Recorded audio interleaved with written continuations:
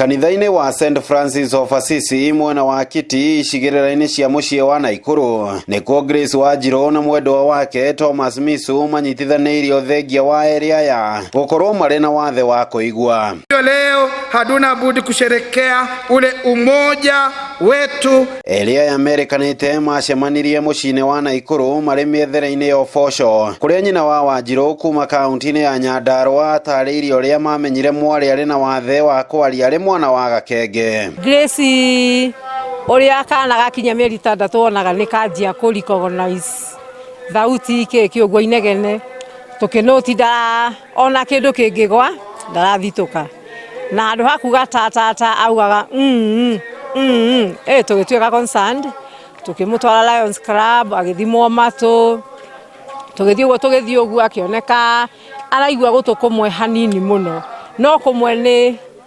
completely deaf. Augĩte gũtirĩ handũ matarĩ mahũngũra kũgeria gũthara mwana wao kuma wathe-inĩ ũyũ ĩndĩ gũkĩrema rĩu akiuga ndarĩ na wĩkio tiga kwendithĩria mwarĩ kĩhiko kĩega. Nĩetĩkĩrire gũthoma, in fact twamũtwarire boarding ena mĩaka 8 and from there akoretwo arĩ boarding school until akarĩkia college.